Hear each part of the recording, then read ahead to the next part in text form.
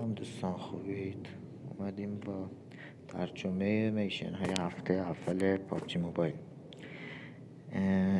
ایونت اولش میگه که با جلیقه لول 3 وین بگیرید و دومیش هم ایونت دومیش هم میگه 20 بار در مچ کلاسیک از بانداج استفاده کنید.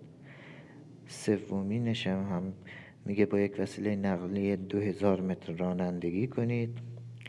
چهارمیش میگه که 60 دقیقه بازی کنید.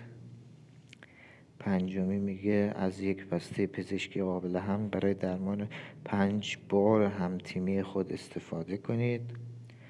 بعدیش میگه 5 مچ با دوستان خود بازی کنید. سومیش میگه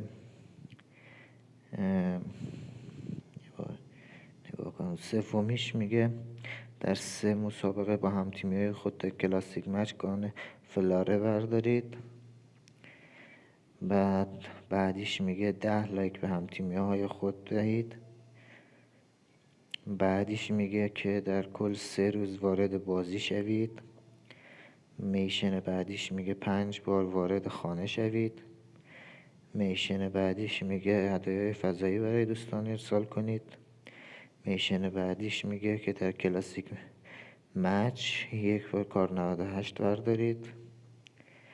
میشن بعدیش میگه در کلاسیک مچ در هر منطقه‌ای یک بار در راندو فرود بیایید. و آخری هم میگه 3 مسابقه را در کلاسیک مچ کامل کنید. تمام میشن هاش همین است. هفته اول به محض انتشار میشن های هفته دوم ترجمهش براتون میذاریم.